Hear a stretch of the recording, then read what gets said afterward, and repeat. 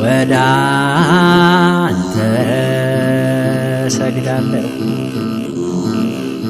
ሳለው በሕይወቴ አድኖ ሚዲያ አንተ እገዛለሁ እስከ ዕለተ ሞቴ። የማመን ዋጋው መከራ አለመቀበል የሚመስላችሁ ለምንድን ነው? አንድ ሰው በሃይማኖት ሲኖር ኦርቶዶክሳዊ የመሆኑ ምልክት መፈተኑ ነው። ከእግዚአብሔር ጋር መኖር ከጀመራችሁ መፈተን ትጀምራላችሁ። ስላመነ ያመነው አምላክ አስጊጦ አስውቦ አስከብሮ ያኖረው የለም። ስላመነ የተፈተነ ነው ያለው። አብርሃም እግዚአብሔር ሲጠራው ማርና ወተት የምታፈስ ምድር እሰጥሃለሁ ብሎ ነበር የጠራው። ከጠራው በኋላ ግን የዕለት እንጀራ አጥቶ አብርሃም ወደ ግብፅ እንዲሰደድ ሆኗል። እግዚአብሔርን የመከተል ዋጋ ባሰብነው ሰዓትና ጊዜ ቦታ ላይመጣልን ይችላል። በዓለም ሳለን የምንፈልገው አይምሯችን ምንም ሳይቸገር መደሰት ነው። ከዛ ያ ደስታ ግን ቶሎ የምናጣው ይሆንና መከራን የሚያስከትል ደስታ ይሆናል። በክርስቶስ ስናምን ግን መከራ ይመጣና መከራ ውስጥ የማያልቅ ደስታ ይገኝበታል። ኢትዮጵያ የእግዚአብሔር ሀገር ከሆነች እግዚአብሔር ለምን ሰላም አይሰጠንም የሚል ሁሉም ሰው ነው የሚጠይቀው። ክርስቶስን የተከተልነው ጦርነት እንዳይነካን፣ ረሃብ እንዳይነካን፣ እስራት እንዲቀርልን ነው ወይ ነው? አይደለም። ክርስትናን ከዚህ ጋር የሚያገናኘው ነገር የለም። ሰላም ሲመጣ በጽድቃችን ነው። መከራ ሲመጣ በኃጢአታችን ነው። አዎ ኃጢአት መከራ ሊያመጣ ይችላል። ግን ሰላም ስላላገኘን እግዚአብሔር ኢትዮጵያን ትቷታል አንልም። የጎረቤት ልጅ አይቆነጥጥም። የሚቆነጥጡት የራስ ልጅ ነው። እንግዲያው እግዚአብሔር ልጆቹ ካደረጋችሁ ይቆነጥጣችኋል። በመጨረሻው ዘመን ጥሩ ሰው ብቻ ሳይሆን ሃይማኖተኛ ሰውን ማግኘት ላይቻል ይችላል። አርአያ የምናደርጋቸው እንደ ደመና የሚከቡን በዙሪያችን አሉ ይላል ቅዱስ ጳውሎስ። እነገሌ አሰናክለውኝ እነገሌን አይቼን እንዲሆንኩት ብንል ከፍርድ አናመልጥ። አርአያ የሚሆኑን አሉ። ቂምን ይዞ አለመዝለቅ እንዴት ይቻላል? ቂም ይዞ የሚተው አባት ተጽፎ እናገኛለን። ሌሊቱን ሙሉ የሚጸልይ ቅዱስ ካለ እኛ ከሌሊቱ 5 ደቂቃ መጸለይን መማር እንችላለን። ሁሉን ትቶ የተከተለ አባት ገድል ካነበብ ቢያንስ አስራት ማውጣትን መማር አለብን። ሰው እያየ የሮጠ ሰው ሲወድቅ ይወድቃል። ክርስቶስን እያየ የሚሮጥ ሰው ግን አይወድቅም። ለክርስቶስ ስም ከተወጣለት ለእኛ ለምን አይወጣለን? ለምን ሰዎች ሲያሙን እንዲሁም አገር አይብቀኝ እንላለን? አብረህ ለምትኖርህን ሚስት አብሮች የሚኖረውን ባል መውደድ ካልቻላችሁ ጠላታችሁን ውደዱ ላለ ክርስቶስ መልሳችን ምን ይሆናል? መታረቅ ሲያቅታችሁ ክርስቶስን አስቡት። እወህድጉ ያህድግ ለክሙ እወስራዩ ይሰሪ ለክሙ። ሰው ይተውላችኋል፣ ይቅር በሉ ይቅር ይላችኋል። ንጹሕ ጻድቅ መሆን ቢያቅታችሁ ተንኮለኛ ግን አትሆኑ። ጠማማነት ያስኮንናል። ሁለት ሰዎች ሰው አይተው የወደቁ ታሪኮችና የአንድ የቤተ ክርስቲያን አባትን መሰናክል አልፈው ጥሩ የሆኑ ምዕመናንን ታሪክ ባጭሩ ልንገራችሁ። የሚያሰናክሉ ሰዎች ስናይ ምን ማድረግ እንዳለብን ልነግራችሁ ነው በዚያው።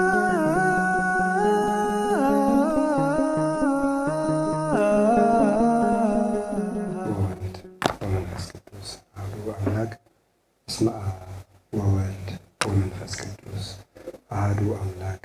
በስመ አብ ወወልድ ወመንፈስ ቅዱስ አሐዱ አምላክ። ቅድመ ዓለም የነበረ ይህንን ዓለም በካህሊነቱ የፈጠረውን ዓለም በቸርነቱ አስቦ ከታላቅ እስከ ታናሽ ድረስ ትንኝንም እንኳ ሳይቀር ቆጥሮ ሰፍሮ የሚመግብ ስጋችን ተዋህዶ ስጋውን ቆርሶ ደሙን አፍሶ ከመከራ ስጋ ከመከራ ነፍስ ያዳነን መድኃኒታችን ኢየሱስ ክርስቶስ በልቡና አስበን በአንደበት ተናግረን ስለማንፈጽመው ስለ በጎ ቸርነቱ ሁሉ ከባሕሪ አባቱ ከአብ ከባሕሪ ሕይወቱ ከመንፈስ ቅዱስ ጋር አንድ ለምትሆን መንግስቱ ክብር ምስጋና ይድረሰው። የእናታችን የቅድስት ድንግል ማርያም የቅዱሳን መላእክት የቅዱስ መስቀሉ የቅዱሳን ነቢያት የቅዱሳን ሐዋርያት የቅዱሳን አበው ሰማዕቱ ጻድቃን ደናግሉ መነኮሳት ረድኤታቸው በረከታቸው ከሁላችን ጋር ጸንቶ ይኑር። የእግዚአብሔር ቤተሰቦች አንድ አምላክ በሚሆን በአብ በወልድ በመንፈስ ቅዱስ እንደምን ሰነበታችሁ? እንደምን ዋላችሁ? እንደምን አመሻችሁ?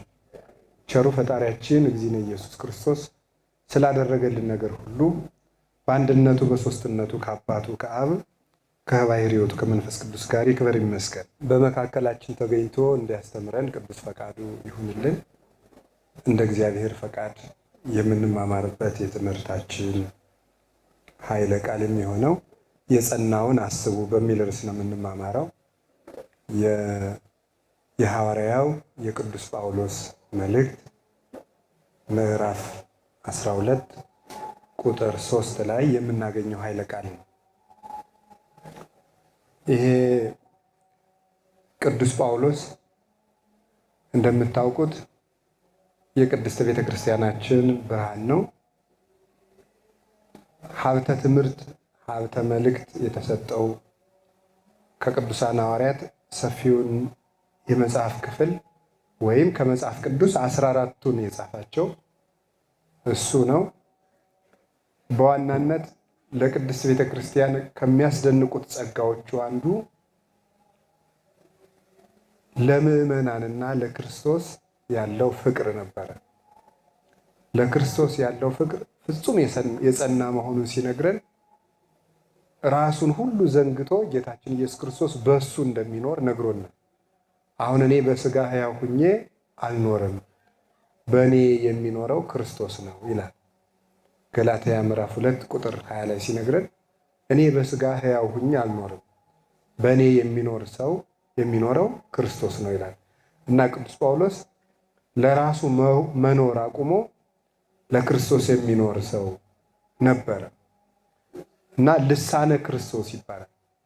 የጌታን ነገር ሲናገር የራሱን ነገር ምንም ሳይጨምር የሚናገር የክርስቶስ አንደበት፣ የክርስቶስ ሰሌዳ የሆነ ሰው ነበር ቅዱስ ጳውሎስ። ለምዕመናን ደግሞ እንዴት እንደሚያስብላቸው ሲናገር ሁለተኛ ቆሮንቶስ ምዕራፍ 11 ቁጥር 33 ላይ መኑ ውእቱ ዘይደዊ ወያሐምም አነ፣ የማይታመም ማን ነው? እኔስ አልታመምን? የማይደክም ማን ነው? እኔስ አልደክምምን? ይላል። ይሄ ማለት ምን ማለት ነው? ቅዱስ ጳውሎስ በኃጢአት ለታመሙት ሰዎች ሁሉ ይታመማል። ለታመሙት ሰዎች ሁሉ እንግዲህ በአንድ ሰው ችግር መጨነቅ ትልቅ ፍቅር ይባላል። ቅዱስ ጳውሎስ ግን በኃጢአት ለታመሙት ሁሉ ይጨነቃል። አንድ ሰው ትልቅ አደጋ ደረሰበት ሲባል የምንወደው ሰው ሲሆን ለዚያ የሚሰማን ነገር ምግብ የማያስፈላ እንቅልፍ የማያስወስድ ሊሆን ይችላል፣ ርኅሩህ ልብ ካለን። ቅዱስ ጳውሎስ ግን ይህንን የሚያደርገው ለሁሉም ምዕመናን ነው እና ስለ እናንተ ምጥ ይዞኛል ይላቸው ነበረ። እናት ልጇን ስትወልድ በሚሰማት መጠን ቅዱስ ጳውሎስ ለአንድ ክርስቲያን ያስብ ነበረ እና ፍጹም ክርስቶስን የሚመስል ነበር። ጌታችን ኢየሱስ ክርስቶስ ራሱን አሳልፎ በመስጠት ነበር ፍቅሩን የገለጠ። ወነሕነሂ ንተነብል በአምሳለ ክርስቶስ፣ እኛም በክርስቶስ አምሳል ወደ እግዚአብሔር እንለምናለን ብሎ ሁለተኛ ቆሮንቶስ ምዕራፍ 5 እንደነገረን በክርስቶስ አምሳል ማለት ራሳችንን እንደ ጌታ ስለ ምዕመናን ሰውነት አሳልፈን በመስጠት ፍጹም አስታራቂዎች እንሆናለን ያለ ሰው ነበረ እና ቅዱስ ጳውሎስ እንደሱ ፍቅር የሞላለት አባት አልነበረም። ረድኤቱና በረከቱ ከሁላችን ጋር ይኖር። ለወንጌል ሁሉን አድርጓል። ከታመሙት ጋር ታሞ አስተምሯል። ለጣዖት ከሚሰግዱት ጋር ጣዖት የሚያመልክ መስሎ ሰብኳል። ከነዳያን ጋር እንደ ነዳይ ሆኖ አስተምሯል። ሁሉን የሆነ ነው። ተገርፏል፣ ተሰቃይቷል፣ ታስሯል፣ ተሰድቧል፣ ሁሉን አድርጓል። መስሎም አስተምሯል። የዕብራውያን ሰዎች ቅዱስ ጳውሎስ መልእክቱን እንደጻፈላቸው ቢያውቁ መልእክቱን አንቀበልም እንዳይሉ ስሙን ሰውሮ እስከ መጽሐፍ ምዕመናን ይዳኑ እንጂ የኔ ስም ይቅርብኝ ብሎ መጽሐፍ ጽፎ ስሙ የማን እንደሆነ የማይታወቅ አድርጎ ጻፈ። ስም ይቅርብኝ፣ ክብር ይቅርብኝ ብሎ የሚያስተምር መምህር ቅዱስ ጳውሎስ ነበረ። የዕብራውያን ሰዎች ሕግ ለሚያውቁ የሕጉ ፍጻሜ የሆነውን ጌታችን ኢየሱስ ክርስቶስ ግን ሳይደርሱበት ለቀሩ ለአይሁድ የተነገረ የመጽሐፍ ቅዱስ ክፍል ነው። በዚህ ክፍል ላይ አይሁድ መከራ ተቀብለው የሚያገኙትን ዋጋ ነግሯቸዋል። ምዕራፍ 11 እና ምዕራፍ 12 ላይ መከራ አይንካን ለምን ትላላችሁ? አባቶቻችንም እኮ ቀድመው በመከራ ነው ያለፉት። ችግር አይድረስብን የምትሉ ለምንድን ነው? የመከራ የማመን ዋጋው መከራ አለመቀበል የሚመስላችሁ ለምንድን ነው ብሎ ይህንን ለማረም ነው ይህን መልእክት የጻፈው። በሃይማኖት ውስጥ ለሚኖሩ ሰዎች አንዱ ፈተና ሰዎች አምነው ሲጸልዩ፣ ሲጾሙ፣ ሲሰግዱ የእምነታቸው ዋጋ በመከራ አለመነካት መስሎ ይታያቸዋል። እግዚአብሔርን ከቀረብኩት አይርበኝም፣ አይጠማኝም፣ አያመኝም፣ ሰላም ሆናለሁ ብለን እናቀዳለን። ነገሩ ግን ከዚህ ወደዚያ ያለው የሆነ ነው፣ አይገናኝም ነገሩ። ኦርቶዶክሳዊ ሊሆን የፈለገ ሰው ሁሉ የሚጠብቀው መከራ እንደሆነ አስቦ መምጣት አለበት። የኦርቶዶክሳዊነት ዋጋው ከዚህ የተለየ ነው። ሰው የእግዚአብሔር ሲሆን እለብሳለሁ ብሎ ሊያስብ ይችላል። ግን የእግዚአብሔር ስንሆን እንዲያውም እንለብስ የነበረ ልናጣም እንችላለን። ለምሳሌ አብርሃም የእግዚአብሔር ሳለ የእግዚአብሔር ሳይሆን ሳለ ዘመድ ነበረው። የእግዚአብሔር መሆን ሲጀምር ግን ከዘመዶች ተለይተህ ውጣ ነው ያለው። የእግዚአብሔር መሆናችን ብቸኛ ሊያደርገን ይችላል። አብርሃም የእግዚአብሔር ሳይሆን ሳለ ሀገር ነበረው። የእግዚአብሔር መሆን ሲጀምር ግን ሀገር አጣ። ሁሉን አጥቶ ነው የተከተለው። እግዚአብሔር ሲጠራው ማርና ወተት የምታፈስ ምድር እሰጥሃለሁ ብሎ ነበር የጠራው። ከጠራው በኋላ ግን የዕለት እንጀራ አጥቶ አብርሃም ወደ ግብፅ እንዲሰደድ ሆኗል።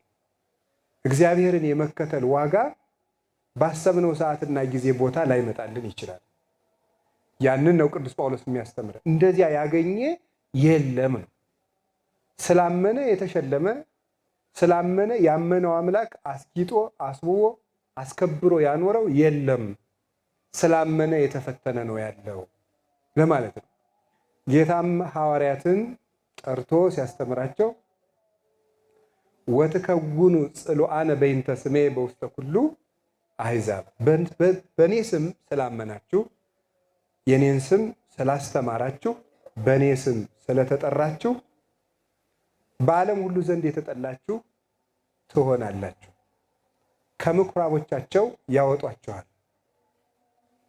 ወኩሉ ዘይቀትል ኪያክሙ ይመስሎ ከመ ዘመሥዋዕተ ያበጉ ለእግዚአብሔር፣ እናንተን የሚገድል ሁሉ ለእግዚአብሔር መስዋዕት የሚያቀርብ የሚመስልበት ጊዜ ይመጣል አላቸው ጌታ። አውቃችሁ ግቡት ነው። በእኔ ስም ትወደዳላችሁ አላላቸው። ስለምጸልይ ሰው ይወደኛል ብለን ካሰብን ሊሆን አይችልም። እንዲያውም የክርስቶስ መሆን ስንጀምር በሰዎች ላይ ያደረ ጋኔን ሁሉ እኛን መጥላት ይጀምራል። ሰዎች እንዲጠሉን ሊያደርግ ይችላል። በስንፍናችን የሆነውን ነገር ግን ሰው ሁሉ ይጠላኛል ብለን እንድናስብ አይደለም። ስለዚህ ክርስቲያንነት ወዲና ወዲያ ነው እኛ የምናስበው። ክርስቲያንነት ማለት እንግዲያማ እየተጨነቁ መኖር ነው ወይስ እግዚአብሔር የእኛን መብት ገፈን ለሱ ሰጠን በቃ ለሱ ብቻ እንድንኖር የሚፈልግ አምላክ ነው የሚል ጥያቄ ሊነሳብን ይችላል። እንደዚህ አይደለም። ደስታ ማግኛውን መንገድ ነው የለየው።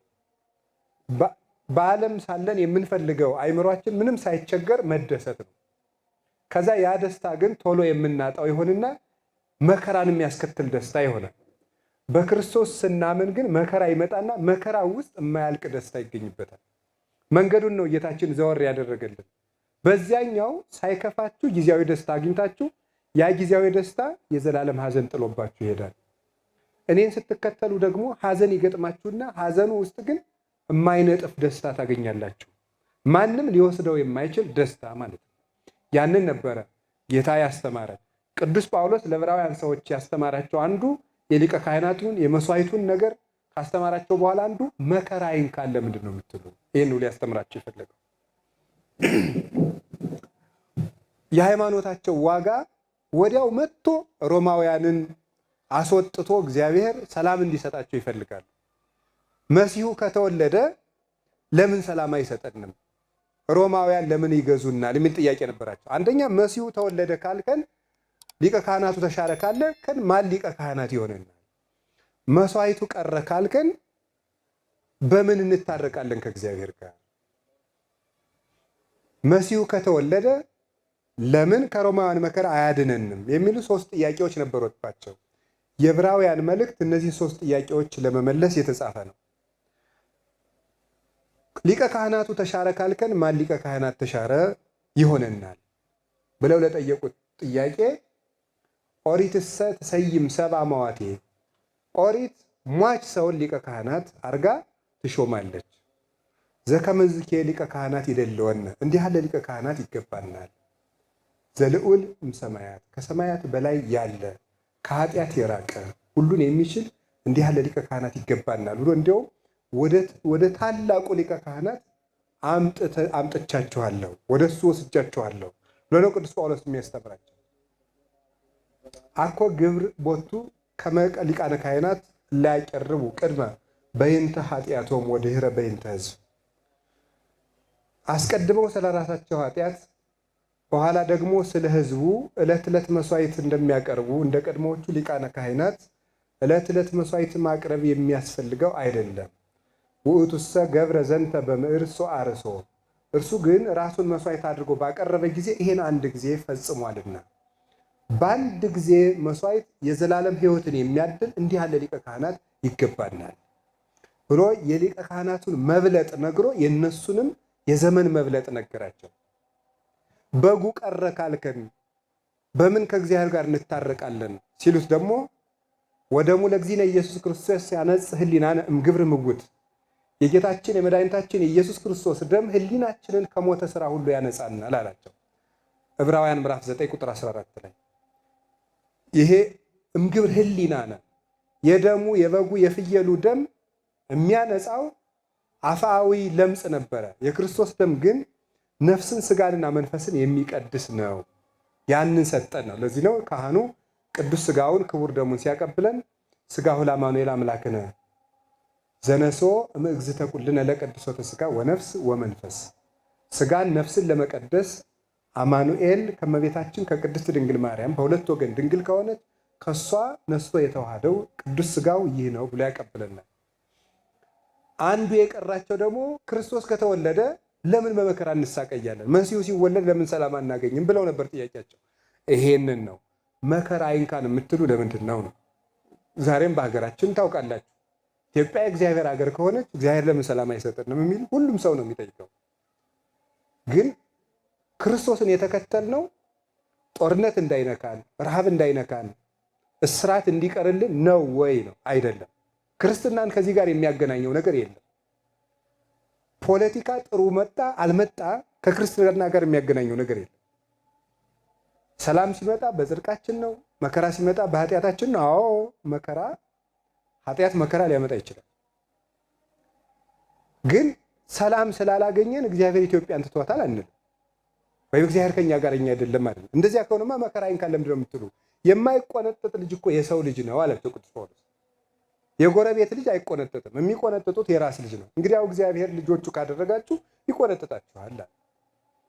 ስለዚህ ምን አደረጋቸው? እንዲህ ብሎ ይጀምራል። ቁጥር 1 ሲጀምር ዕብራውያን ምዕራፍ 12 ቁጥር 1 ላይ ሲጀምር እንዲህ ብሎ ይጀምራል። ነገረ መከራ ያለበት አንቀጽ ነው። አማርኛው መጽሐፍ ቅዱስ የምዕራፍ 11 መጨረሻ አድርጎ ነው አሁን የምጠቅሰውን ቃል የሚናገረው። ግዕዙ ግን ምዕራፍ 12 ቁጥር 1 አድርጎ ይጀምራል። ሁሉንም ሲጠቀስ ግራ እንዳትጋቡ ለማለት ነው። ምን ይላል? እለብነ እሙንቱ ሰማይት ዘያአውዱነ ከመ ደመና፣ እንደ ደመና የሚከቡን እንደዚህ ያሉ ምስክሮች አሉን። ወንሩጽ ሀበ ጽኑዕ ተስፋነ፣ በሃይማኖት ተጠብቆ ወዳለልን ተስፋ በትዕግስት እንገስግስ። ወንትለወ ለፍጹም መላክነ፣ የእምነታችን ራስና ፊት አውራሪ አበጋዝ የሚሆን ክርስቶስን በትዕግስት እንከተለው። ዘታገሰ ሀፍረተ መስቀል አናይስዮ፣ ሀፍረትን ንቆ መከራ መስቀልን የታገሰ በእንተ ፍስሐሁ ዘጽንዑ ሎቱ፣ ተዘጋጅቶለት ስላለ በፊቱ ስላለው ደስታ የመስቀልን ሀፍረት የናቀውን የእምነታችን ራስ ክርስቶስን እያሰብን ወደፊት እንሩስ። ሀሊወ እስኩ ለዘመጠነዝ ተአገሰ ማኅጣን፣ ከኃጢአተኞች ይህንን ያህል የታገሰውን የጸናውን እስኪ አስቡት። ተጋደልዋ ወበይዋ ለኃጢአት፣ ኃጢአትን እምቢ በሏት ታገዟት። ከመይትስርህ ወይትልክም ነፍስክሙ፣ ነፍሳችሁ በኃጢአት እንዳትደክም። አዲክሙ ይጸናይክሙ እስከ ትበጽሑ ለደም፣ ደም አፍስሳችሁ ኃጢአትን እስከ መዋጋት ድረስ ገና አልጸናችሁም እና ስለዚህ የጸናውን አስቡ ይላል። ስለ ቃሉ የእግዚአብሔር ስሙ የተመሰገነ ይሁን። ምን አለ? ወብነ ሰማይት ዘያአውዱነ ከመ ደመናት። እንግዲህ አንድ ሰው በሃይማኖት ሲኖር ኦርቶዶክሳዊ የመሆኑ ምልክት መፈተኑ ነው። የማይፈተን ክርስቲያን ከክርስቶስ ኅብረት የወጣ የሰይጣን ባልደረባ ነው። ከእግዚአብሔር ጋር መኖር ከጀመራችሁ መፈተን ትጀምራላችሁ። ከእግዚአብሔር ጋር መኖር ካልጀመርን ብቻ ነው ፈተና የሚቀርልን ማለት ነው። ስለዚህ ከእግዚአብሔር ጋር ስንኖር መፈተን እንጀምራለን። ከእግዚአብሔር ጋር ስንኖር ፈተና ሲመጣ አንዱ የምንቸገርበት ነገር ምንድን ነው ሲባል አርአያ ማጣት ነው። አርአያ ማጣት ወይም ደግሞ ማንን እንምሰል የሚል ነው። በጣም ብዙ ፈተናዎች አሉት። አሁን በዚህ ዘመንም አንዱ ጥያቄ ነው ማለት አርአያ የሚሆነን ሰው ጠፋ የሚለው ማለት ነው። ሁሉም ሰው ሁሉም ምዕመናን የራሱን ችግር ማየት ትቶ አርአያ የሚሆነን አባት አጣን ነው የሁሉም ሰው ጥያቄ። አርአያ የሚሆነን አባት የለም፣ ጥሩ አባት የለንም፣ ጥሩ መሪ የለንም። ፊት ለፊታችን ማንን እያየን እንጓዝ? መነኮሳቱ እንዲያደርጋሉ፣ ቄሶቹ እንዲያደርጋሉ፣ ጳጳሳቶቹ እንዲያደርጋሉ፣ ማንን እያየን ጥሩ እንሁን የሚል ጥያቄ ሁሉም ሰው ያነሳል። ምክንያቱም የሰው ልጅ ሁል ጊዜ ከተጠያቂነት አመልጥበታለሁ ብሎ ያሰበውን ነገር ሁሉ ይናገራልና። አንዱ ምንድን ነው የሚያደርገው? አርአያ ስላጣን ወይም ደግሞ የሚመሩን ሰዎች ኃጢአተኛ በመሆናቸው ምክንያት እኛ ከቅጣት የምናመልጥ ይመስልናል። ግን አናመልጥ። ብዙ ናቸው ብለህ ከኃጢአተኞች ጋር አንድ አትሁን ነው የሚለው ነቢዩ ሲራክ። ኃጢአት የሚበዙ ሰዎች ስለበዙ እንደምን ላድርግ ክፉ ዘመን ሆነ ብለን መልስ መስጠት አንችልም። ምክንያቱም ክርስቶስ ለእኛ በተፈጥሮ 3 ነገር ሰጥቶናል። አንደኛው ዕውቀት ነው፣ ሁለተኛው ምርጫ ነው፣ ሶስተኛው ክህሎት ነው። 3 ሰጥቶናል። ዕውቀት ሰጥቶናል፣ ክፉና በጎ እንድንለይ እያስተማረን ነው። አይምሯችን ራሱ ጠያቂ ነው። ሁለተኛ ደግሞ ምርጫ አለን፣ ነፃ ፈቃድ ሰጥቶናል። አስገድዶ ኃጢአት ያሰራን ሰይጣንም የለም፣ አስገድዶ ያስጀመረን ጓደኛም የለም። ወደን ለምደን ፈቅደን ነው የምንጀምረው። ሶስተኛ እምቢ የማለት ችሎታ ሰጥቶናል። የሚወስን ልብ፣ የሚያስብ አይምሮ፣ የሚሸሽ አካል ሰጥቶናል። ኃጢአት የገዛ ፍላጎታችን አስገድዶን ብንሰራ እንኳን ራሳችንን የምንሰራው እንጂ ኃጢአት እንድንሰራ ወይም ባንሰራ የሚደርስብን መከራ የለም። ስለዚህ ራሳችን ወደን የምናደርገው ኃጢአትን የሚያሸንፍ ችሎታ፣ መምረጥ የሚችል ነፃ ፈቃድ፣ ክፉና በጎ መለየት የሚችል አይምሮ ስለሰጠን እግዚአብሔር ጥያቄ ራሳችን ብቻ ነው። ስለዚህ እግዚአብሔር ይሄንን ሁሉ ጸጋ ሰጥቶናል። አሁን ደግሞ አርአያ የሚሆንን ማን ነው? አርአያ የሚሆን ሲጠፋ ዘመን እየከፋ ሲሄድ፣ እንዲያውም አሁን እኛ ያለንበት ዘመን ጥሩ ነው። ላንመለከታቸው እንችላለን እንጂ ብዙ በጎ ሰዎች አሉ። በገዳምም አሉ፣ በከተማም አሉ፣ ከካህናትም አሉ፣ ከምዕመናንም አሉ። እኛ ማየት ስላልቻልን በጎ ሰዎች የሉም ማለት አይደለም። መቼስ ነፋስን ስላላየነው ነፋስ የለም አንልም። እኛ በጎ ሰው አይተን ባናውቅ በጎ ሰው የለም አይባልም። ግን ባናይስ ነው። እንዲያውም በመጨረሻው ዘመን ጥሩ ሰው ብቻ ሳይሆን ሃይማኖተኛ ሰውን ማግኘት ላይቻል ይችላል። ጌታ በሉቃስ ወንጌል የሰው ልጅ በመጣ ጊዜ እምነት ያገኝ ይሆን ብሏልና፣ እንኳን ምግባር እምነት ይጠፋል። በመጨረሻ ላይ ሃይማኖት እንኳን ያለው ሰው ይጠፋል። የዚያን ጊዜ መካድስ ከቅጣት ያድናል አያድንም? እና ምንድን ነው አሁን እግዚአብሔር የሚጠይቀን ከኛ ሲባል ምን አርአያ ማንን እናደርግ? አርአያ የምናደርጋቸው እንደ ደመና የሚከቡን በዙሪያችን አሉ ይላል ቅዱስ ጳውሎስ። እንደ ደመና የሚከቡን አሁን የያዝናቸው ሰዎች አርአያ ባይሆኑን ንስሐ አባታችን አርአያ ላይሆነን ይችላል። የምናያቸው ካህናት፣ የቤተክርስቲያን መሪዎች አርአያ ላይሆኑን ይችላል። ወይም እንዲያውም የሚያሰናክለንን ነገር ሊያሳዩን ይችላል። ግን አርአያ የሚሆኑን ግን እንደ ደመና የሚከቡን አሉ አለ። ጠቅሷቸዋል። እነማን ናቸው? እነ ጌዴዎን፣ እነ ባርቅ፣ እነ ዳንኤል ከላይ ምዕራፍ 11 ቁጥር 1 ጀምሮ እነ ሄኖክ፣ እነ አብርሃም የጸኑትን ዘረዘረልን። እነዚህን ማየት እንችላለን። ቅርብ ያለው አባት አርአያ ባይሆን ሩቅ ያለውን ተመልከት። የታይቼ በመጽሐፍ ተጽፎላል። ገድላቸው ተጽፏል፣ በመጽሐፍ ቅዱስ ተነግሯል፣ ትርጓሜያቸው እየተነገረ ነው። ስለዚህ የጸኑትን እንደ ደመና የሚከቡን ምስክሮች አሉ ነው። ምን ማለት ነው? ደመና ከሀገር እንደማይጠፋ ወይም ከሰማይ ስር እንደማይታጣ አራያ ጠፍቶ አያውቅም ነው። አንተ ስንፍናህ ነው እንጂ ማድረግ ስለማትፈልግ ነው እንጂ ማመካኘት ስለምትወድ ነው እንጂ አራያ የሚሆንህ ሰው ጠፍቶ አያውቅም። ወይ ማስተዋል አትፈልግም ወይም እያመካኘህ ከእግዚአብሔር እቅፍ ትወጣለህ እንጂ አራያ የሚሆንህ አላጣህም። ደመና ታቶ ያውቃልን? ነፋስ ጠፍቶ ያውቃልን?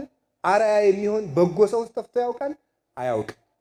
አልቦሙ ምክንያት ለጌጋዮሙ ለበደላቸው ምክንያት የላቸውም ብሏል ጌታ። ስለዚህ ሰው እነገሌ አሰናክለውኝ እነገሌን አይቼ ነው እንዲሆንኩት እነገሌን አይቼ ነው እንዲሆንኩት ብንል ከፍርድ አናመልጥም። አራያ የሚሆኑን አሉ።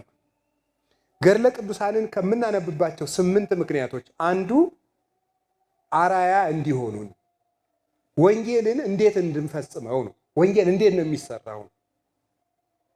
ቂምን ይዞ አለመዝለቅ እንዴት ይቻላል? ቂም ይዞ የሚተው አባት ተጽፎ እናገኛለን። እንዴት ጸሎትን ማዘውተር ይቻላል? አዘውትሮ የሚጸልይ አባት ገድል አለን፣ እዚያ መማር እንችላለን። ገንዘብን መናቅ እንዴት ይቻላል? ገንዘብን የሚንቁ አባቶችን እናገኛለን፣ ታሪካቸዋል። ስለዚህ ወንጌል እንዴት እንደሚተገበር የሚያሳዩን እንደ ደመና የሚከቡን፣ እንዲያውም የሚከቡን ነው እንጂ የሚጋርዱን አላለም። እለ ይጸልሉነ አላለም ይላሉ አባቶቻችን። የሚጋርዱን አላለም፣ የሚከቡን ነው ይላል። ለምንድን ነው እንደዚህ ያለው? መጋረድ በአንድ በኩል ብቻ ነው፣ መክበብ ግን ዙሪያውን ነው። አራያ የሚሆኑን ሰዎች ብዙ ናቸው ነው፣ ጥቂት አይደሉም። መጋረድ ለምሳሌ በዚህ የጋረደኝ ሰውዬ በዚህ ላይ ጋረደኝ ይችላል፣ በዚህ በኩል ቢጋረድ በዚህ ላይ ጋረድልኝ ይችላል። እና የሚከቡን ማክበብ ዙሪያውን ነው። አራያ የሚከቡን ሰዎች ብዙ ናቸው፣ አራያነታቸውም ብዙ ነው። ምናልባት እኛ አንድ ሰው ሆነን የብዙ ኃጢአት ባለጸጎች ልንሆን እንችላለን። አንድ ሰው ነን ግን አካላችን ኃጢአታችን ግን የብዙ ነገር መከማቻ ነው። አንድ ቅዱስ ሆኖ ግን ለብዙ ነገር ምሳሌ የሚሆኑ ደግሞ ወልተዋል። አቡነ ተክለ ሃይማኖት ለሰማዕትነት ማስረጃ ናቸው፣ ለምናኔ ማስረጃ ናቸው፣ ለነቢይነት፣ ለሐዋርያነት፣ ለካህንነት፣ ለምንኩስና፣ ለሁሉ ነገር ለመታዘዝ፣ ገንዘብን ለመናቅ፣ ሹመትን ለመናቅ አንዱ ቅዱስ ብቻ ለብዙ ነገር ምሳሌ መሆን ይችላል። አብነታቸው በብዙ ወገን ነው። ሌላው የደመና ስራ ምንድን ነው? ደመና ፀሐይ ይመታና ፀሐዩን ራሱ ላይ አስቀርቶ ለእኛ ጥላ ይሰጣል። ቅዱሳን እነሱ መከራ ተቀብለው ለእኛ ፍቅር የሚሰጡ ናቸው። ርኅራኄ፣ ጤና፣ ሀብት ይሰጣሉ። መከራውን እነሱ ተቀብለውታል። እነሱ በተቀበሉት መከራ በእነሱ ገድል ተማጽኖ እነሱን ያመነ ሁሉ ጤና ያገኛል፣ ሀብት ያገኛል፣ ሰላም ያገኛል፣ ከእግዚአብሔር ጋር ይታረቃል። ፀሐዩን እነሱ ተመተው ለእኛ በጎ ነገር የሰጡን ቅዱሳን አባቶቻችን ናቸው ደመና የሚላቸው። በዛሬው ዕለት ጥር 20 ቀን ያረፈ አንድ አባ ክሎግ የሚባል አባት አለ እና እሱ በሰማዕትነት ተሰቃይቶ ያረፈ ነው፣ አንገቱን ተከልሎ። ይህ ቅዱስ ሲያርፍ ምንድን ነው ያለው? ጌታችን ኢየሱስ ክርስቶስ የምትወደውን ነገር ለምነኝ ብሎ ሲጠይቀው ስጋዬ በሚቀበርበት ቦታ ሁሉ ሰላም ይሁን፣ መከራ አይንካቸው፣ ስጋዬ በተቀበረበት ቦታ የተማጸኑት ሁሉ ጤና ስጣቸው፣ ሀብት ስጣቸው፣ በሀገሬ ችግር አይኖር፣ በዕለተ ዕረፍት የተማጸኑትን ሁሉ ይቅርታህን ስጣቸው። አያችሁ፣ እሱ በሳት ተቃጥሏል፣ አንገቱን ተቆርጧል። ፀሐይን እሱ ተመታ፣ ጥላውን ከስሩ ላሉ ሰጠ። የአባቶቻችን ስራቸው የቅዱሳን ስራ ይሄ ነው። ቅዱሳንን የምናምናቸው ደመና ስለሆኑ ነው። የእግዚአብሔር የመቅሰፍቱ ሐሩር ወርዶ እንዳያቃጥለን እነሱ መከራውን ይመቱና ለእኛ ከእግዚአብሔር ጋር መታረቁን እንዳመጠናችን ይሰጣሉ። እነዚህ ናቸው ደመና የሚባሉ። ከዚያ ምን አላቸው? እንደዚህ ያሉ ምስክሮች አሉን። ቢያንስ የአቡነ ገብረ መንፈስ ቅዱስን ታሪክ ያልሰማ የለም፣ የአቡነ ተክለ ሃይማኖትን ያልሰማ የለም። የቅዱሳንን ታሪክ እንሰማለን። እዚያ ውስጥ ምንድን ነው የምንወስደው ነው? ሌሊቱ ሙሉ የሚጸልይ ቅዱስ ካለ እኛ ከሌሊቱ 5 ደቂቃ መጸለይን መማር እንችላለን። 40 ቀንን ምንም ሳይበላ የሚጾም ሰው ካለ ቅዱስ ካደበብን እኛ ቢያንስ እስከ 9 ሰዓት መጾምን መማር አለብን። ሁሉን ትቶ የተከተለ አባት ገድል ካነበብን ቢያንስ 10 ማውጣትን መማር አለብን። የሚያስተምረን አላጣንም፣ አለመተግበራችን ብቻ ነው። አርአያ የሚሆኑን ብዙ ናቸው።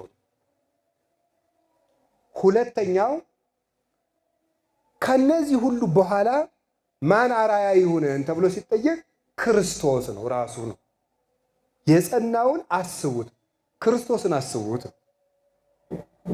ሌላው ይቅር በቃ እሺ፣ አይ የአባቶችን ታሪክም አላውቅም ምንም አላውቅም ካላችሁ በቃ በዋናነት መቼስ ክርስቶስን ሳታውቁ ክርስቲያናት ሆኑ። ክርስቶስን ስታውቁ ደግሞ መቼስ መሰቀሉን ረስታችሁ ክርስቲያናት ሆኑ። ስለዚህ እሱን እዩ ነው። ሌላው አልታያችሁ ካለ ቢያንስ እሱን እዩ ነው። እንዲሁ የአብርሃምን ታሪክም አትወቁት፣ የዳዊትን ታሪክም አትወቁት፣ የዳንኤልን አትወቁት። ቢያንስ ግን የክርስቶስን ታሪክ ታውቃላችሁ። እሱን እያያችሁ ጽኑ ነው። የጸናውን አስቡ ነው። ሰው እያየ የሮጠ ሰው ሲወድቅ ይወድቃል። ክርስቶስን እያየ የሚሮጥ ሰው ግን አይወድቅም። ክርስቶስን እያየን እንሩጥ ያለው ለዚህ። ምክንያቱም እሱ ስቅለቱን አሳይቶ ትንሣኤውን ነው የሚያሳየን። ትንሣኤውን አሳይቶ እርገቱን ነው የሚያሳየን። ክርስቶስን የሚያይ ሰው መስቀል ብቻ አይቶ አይቀርም። ትንሣኤን ያያል፣ ቀጥሎስ እርገትን ያያል። በደመና ተከቦ መምጣቱን የሚያያል። እና ምን ማለት ነው ክርስቶስን ማየት ማለት? ክርስቶስን እያዩ አርአያ ማድረግ ማለት ምን ማለት ነው? ሞቶ መነሳትን ማመን ነው። አጥቶ ማግኘትን ማመን ነው። እስኪያስቡት የጸናውን እስኪያስቡት ይላል። ሀልይወስኩ ይላል። እስኪያስቡት ማለት ምን ማለት ነው? እሱ ምንም የማይጠቀምበትን መከራ ጸንቶ ተቀበለው። እናንተ ግን የምትሸለሙበት መከራ ነው። ብትራቡ የዘላለም ሕይወትን ትጠጉበታላችሁ። ብትሰደቡ የመላእክትን ምስጋና ትሰሙበታላችሁ። ብታጡ ለዘላለም ታገኛላችሁ። ልብሳችሁ ቢገፈፍ ብርሃን ለብሳችሁ የምትኖሩበት ሀገር አለ። ቤት ባይኖራችሁ የብርሃን ቤት አለ። ብቸኛ ብትሆኑ በመላእክት ማህበር የምትመሰገኑበት ጊዜ። ለዚያውም የሚያመሰግነን አንድ ሰው አይደለም፣ ራሱ ክርስቶስ ንጉሱ ክርስቶስ ነው። በሕዝቡ ሁሉ መሃል፣ በፍጥረታት ሁሉ መሃል የአባቴ ቡሩክ ብሎ የሚያመሰግነን ራሱ። እስኪ አስቡት። እሱ የማይጠቀምበትን መከራ ከታገሰ እናንተ የምትጠቀሙበትን መከራ ለምን አትታገሱ? እንድንታገስ የሚያደርገንስ ምንድን ነው ይላል? ሀበዘ ጽኑ ተስፋነ፣ ተስፋችሁን እያያችሁ ሩጡ ነው። ጌታችን ኢየሱስ ክርስቶስ በዕለተ ዓርብ የተቀበለውን መከራ እንዲታገስ ያደረገው ምንድን ነው ሲባል ምን አለ? በእንተ ፍስሐው ዘጽኑ ሎቱ፣ መከራውን እንዲያውም ናቀው ነው የሚለው። ደግሞ ምን ይላል? ወታገሰ ለዘመጠነዝ ታገሰ ማጣል። ታገሰ ብቻ አይደለም ያለው፣ ከኃጢአተኞች ይሄን ያህል የታገሰ ነው የሚለው። የጠብም እኮ አቻለሁ አይደለም? የጠብም አቻለሁ። እንደው አደፋፈሩ ተብሎም እኮ ሰው ይናደዳል። ያለ አቅሙ ተጣላይ ብለን ራሱ የጠባቻ እንኳን እንፈልጋለን። ልክ እንደው ትንሽ ሰው ከትልቅ ሰው ጋር መጣላት ደስ የሚለው አለ። በነገራችን ላይ እንደው ተንኮል አላብራራላችሁም ብዬ ነው እንጂ የብዙ ሰው ተንኮል በነገራችሁ ላይ ይገባኛል። ተንኮለኛ ስለሆንኩም እንደሆነ አላውቅም። አይ ተንኮለኛ ስለሆንኩ አይደለም የሚገባኝ፣ መጽሐፍ ቅዱስ ስለማውቅም አይደለም ስለተማርኩ። መጽሐፍ ቅዱስ ታውቆ አያልቅም። እና መጽሐፍ ቅዱስ የሚያውቅ ሰው ሰውን ያውቃል። እውነቴን ልንገራችሁ እና እንደው አደራ ይሁንባችሁ የምላችሁ ከመጽሐፍ መምህር ፊት አያውቅብንም መስሏችሁ የሆነ ነገር እንዳታረጉ። እናውቅባቸዋለን። የፈለገ እንደው አራዳ ነኝ ብትሉ ምናምን ብትማሩ እናውቀዋለን። ተንኮላችሁ በደንብ ነው የምናውቀው እንዳይመስላችሁ።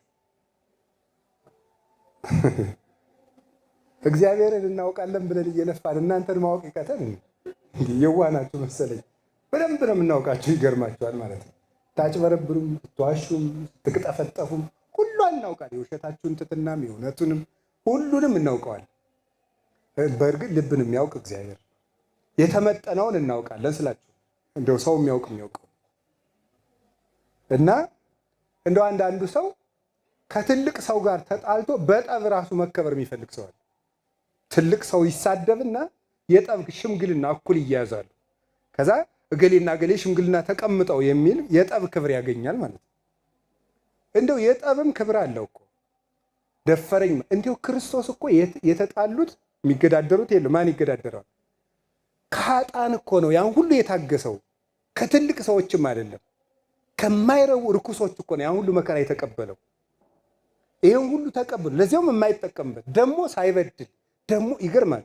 የሚከሱት ሰዎች ወንጀለኞች፣ እሱ የሚከሰስ ምንም ሳይሰራ ይሄንን ሁሉ የታገሰውን እስኪያስቡት የተቀበለ ስለምንድን ነው ሲባል በፊቱ ስላለው ደስታ። በፊቱ ያለው ደስታ ምን ይመስላችኋል? እግዚአብሔር ደስ ሳይለው ቀርቶ ኖሮ የሚያገኘው ደስታ አለ? የለም። ታዲያ ምንድን ነው ያ ደስታ ስትሉ የሰው መዳን ነው። ስለ ሰው መዳን ብሎ ይሄንን ሁሉ የታገሰውን እስኪያስቡት እናንተ ስለ ራሳችሁ ብላችሁ መዳን ብላችሁ እንዴት አትታገሱም ነው። ይህንን ነው እስኪያስቡት የሚለን ይሄ ስለ ራሳችሁ መዳን እንዴት አትታገሱም? ምን እያሰብን እንጽና? በኃጢአት መውደቅ ሲገፋፋን፣ ስንፍና ሲያሸንፈን ምን እያሰብን እንጽና ስትሉ ተስፋችሁን እያሰባችሁ ጽኑ ነው። ምንድን ነው የማተርፈው ብላችሁ እያሰባችሁ። አንድ የቤተ ክርስቲያን አባት የበረሃ አባት ነው። በበረሃ ከኖሩ መነኮሳት አንዱ ነው እና የበቃ አባት ነው። መነኮሳት ተሰብስበው ሆነው ሄደው አባ እንዴት ብለን እንኖር ብለው ጥያቄ ጠየቁት። ሲመልስላቸው ምን ብሎ መለሰላቸው? እንደ ነጋዴ ሆናችሁ ኑሩ አላቸው። ምን ይመስላችኋል? እንደ ነጋዴ ሆናችሁ ኑሩ ማለት ምን ማለት ነው? እሺ እኔ ልንገራችሁ። እዚህ ውስጥ ብዙ ነጋዴ ይኖራል ብዬ አስባለሁ። ነጋዴ የሚያደርጋቸውን 3 ነገሮች ቢያንስ ልንገራችሁ። በኢኮኖሚስት የሚደረገውን ትንታኔ የራሳችሁ ተናገሩ። እኔ ከመጽሐፍ አንጻር ያለውን ነው የተናገሩ። ነጋዴ የሚያደርጋቸው ምንድን ነው? አንደኛ ምንድን ነው? ትጋት ነው። ትጋቱን አይታችሁታል? ሰው በጣም ትጉ እኮ ነው። እስቲ መርካቶ ሄዱ። ምን የመሰለው ሀብታም እኮ ቱታ ለብሶ ነው የምታገኘው። ትጋት ይለፋል፣ ምንም አይጸየፈውም። ራሱ ቀለም ፊቱን ቢቀባው የበርበሬ ነጋዴ አይታችሁታል? አይታችሁ ታውቃላችሁ? እንዴት እንደሆነ የቀለም ነጋዴ የፈለገ ብታዩት ቀለም ቢቀባ ቱታ ቢለብስ ከመኪና ስር ቱታ ለብሰው ሲንከባለሉ አይታችኋታል? መኪና የሚጠግኑ ሰዎች ያን ቢያደርግ ምንም ችግር የለም። ይሄ ቀለም ቢቀባ ቀለም የሚቀቡ አሉ። ይሄ የመስኮት አካባቢ መጋጠሚያ የሚሰሩት አሉ፣ ጥቁርቁር ብለው። ይሄን ሁሉ የሚያደርገው ምንድን ነው? ትጋት ማለት ማለት ነው። ትጋት ማለት ጸንቶ መቀጠል ነው። ደስ ብሎት ነው የሚያደርገው። ሁለተኛው ምንድን ነው የሚያደርገው? ከትርፉ ላይ አይኑ አትነቀልም። የማን ሀሳብ ነው ይሄ? የነጋዴ ነው። ምኑን ነው የሚያስበው? ትርፉን ነው። ትርፉ ምኑን ያዘነጋዋል መሰላችሁ? ልፋቱን የሚዘነጋው በምኑ ነው? በትርፉ ነው። ብሩ ይታየዋል። የበርበሬውን መተንተን በምንድን ነው የሚረሱት? እያለ አፍንጫው እያፈሰሰ የሚሰፍረው ምኑን እያሰበ ነው? ብሩን። ትርፉን ስለሚያስብ እዚያ ንግዱ ውስጥ ያለውን ውጣ ውረድ ትዝም አይለው። ብሯ ናት ዋናው ትርፉ። ሶስተኛ ነጋዴ የማይረሳው ነገር ኪሳራው። እነዚህ ሶስቱን አይረሱም። የሚገርማችሁ ያ የበረሃ አባት እኮ ነው የተናገረው። ኪሳራውን አይረሳም ነው። ማታ የሚያስበው ስንት ከሰርኩ ነው ይላል። ስለዚህ አንተም ይላል ትጋ። ስትተጋ ምን እያሰብክ ነው? ትርፍህን አስብ ነው። ልትዘፍን ሲገፋፋ ምንድን ነው የማተርፈው በል። እንድትሳደብ ሲገፋፋ ምንድን ነው የማተርፈው በል።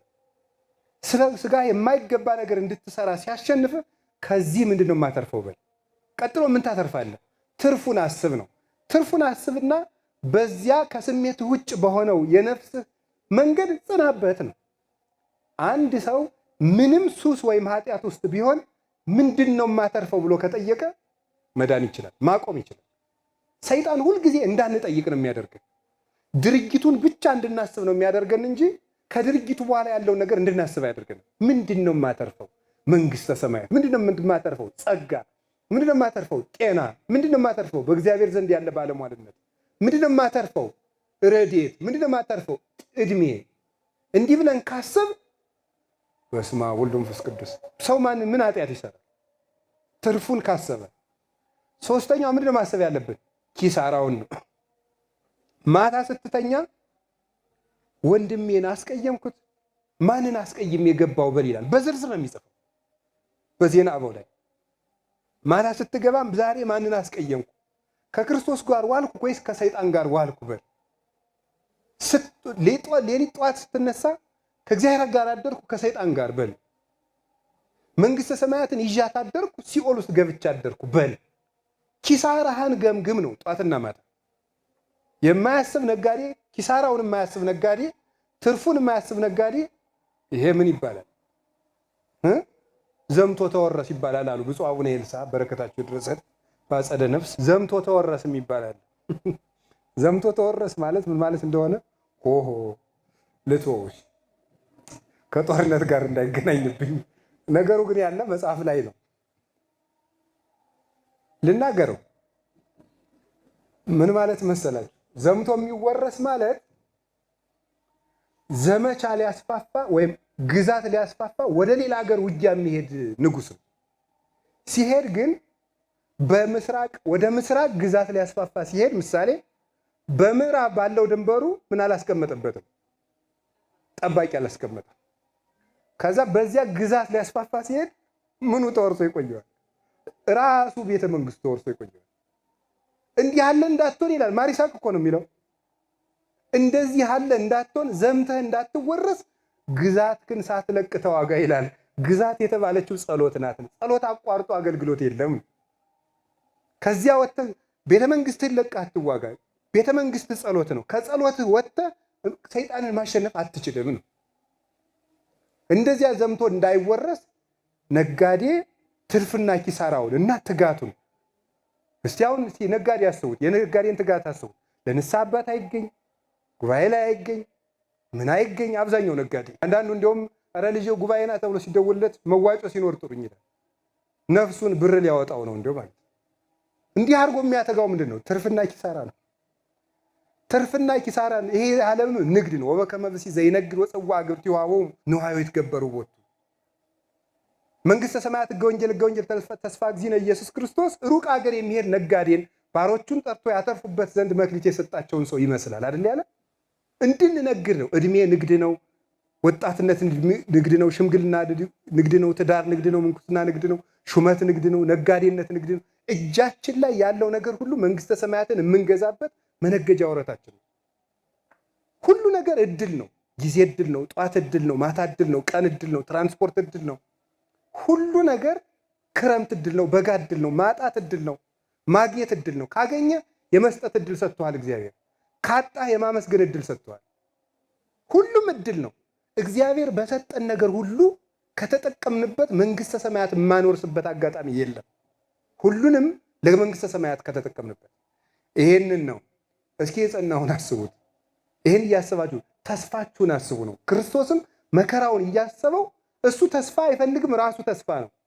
ወደፊት ያለውን የምዕመናንን ድህነት አስቦ ያንን ከታገሰ እናንተም ነገን እያሰባችሁ ጽኑ ነው።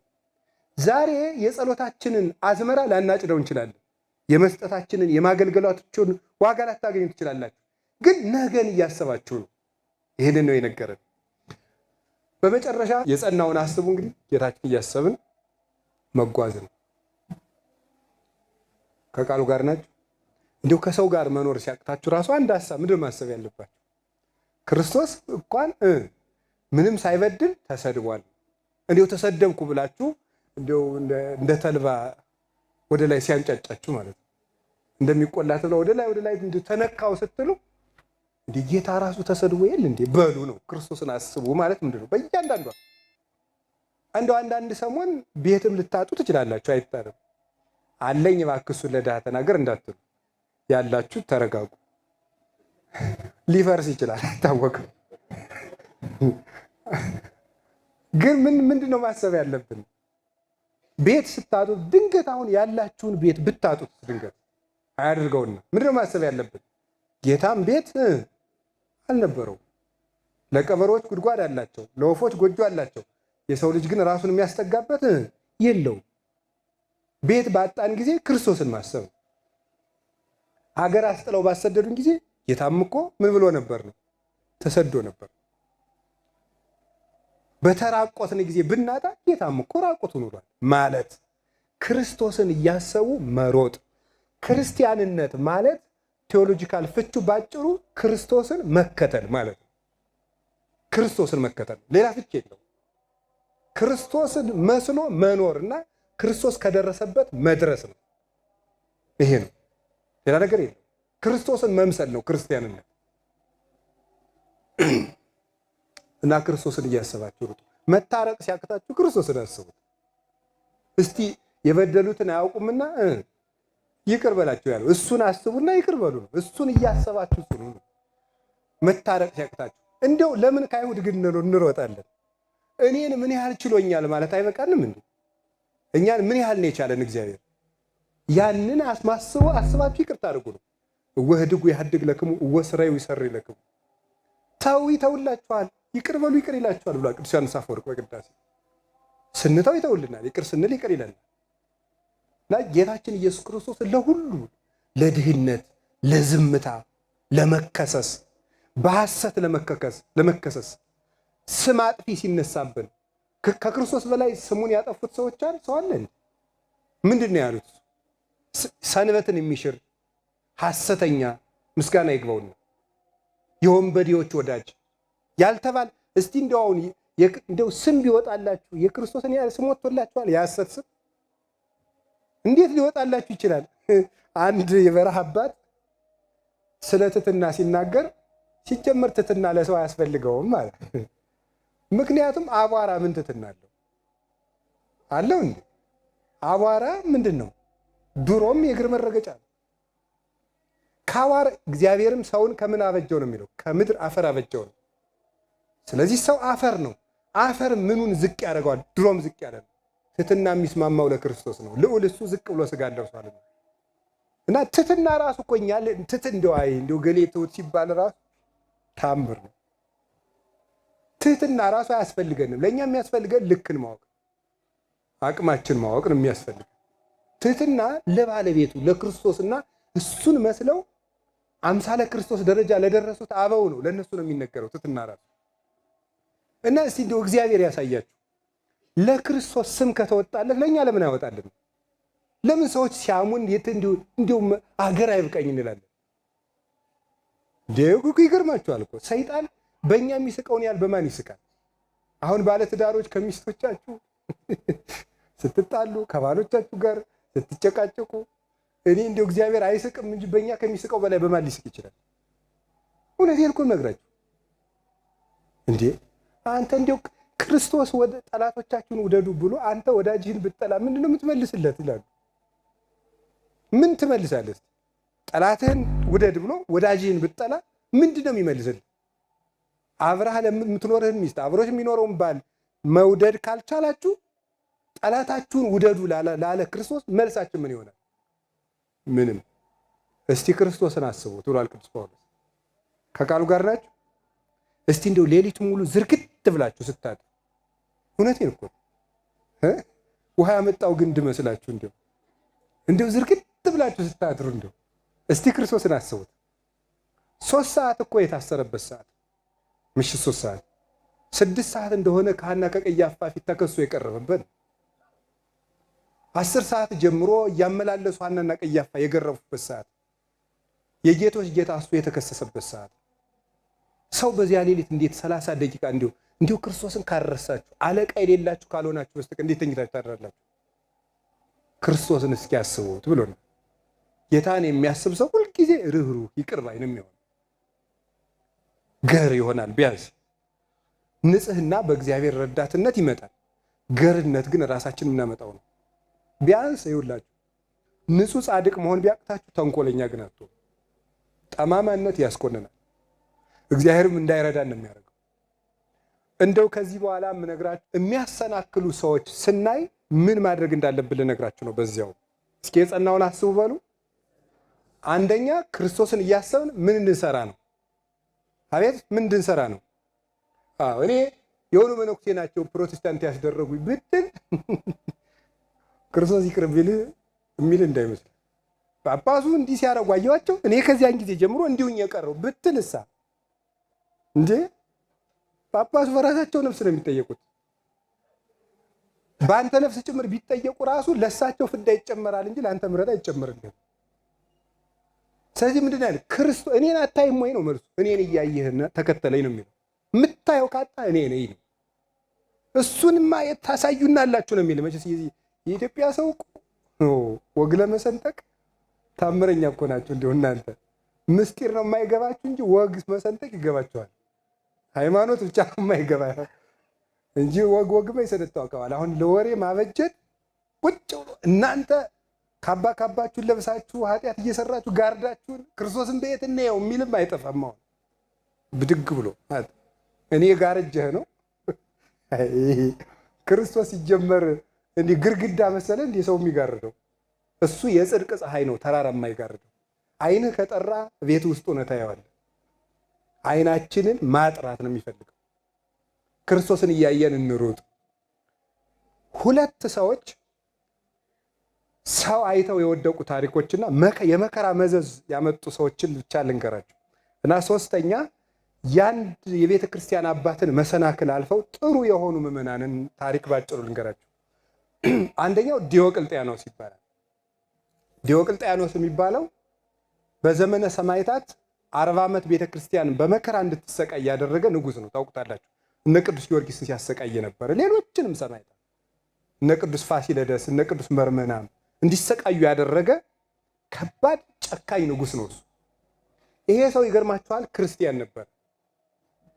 ክርስቲያን ሆኖ ሳለ ከፋርስ ንጉስ ጋር ጦር ይገጥማል። ጦርነት ይገጥምና የዚያኛውን ሀገር ንጉስ ልጅ ማርኮ በጦርነት ያመጣዋል። በጦርነት ማርኮ አምጥቶ ሲያመጣው በዘመኑ የነበረው ጳጳስ አባ አጋጌዮስ ይባላል።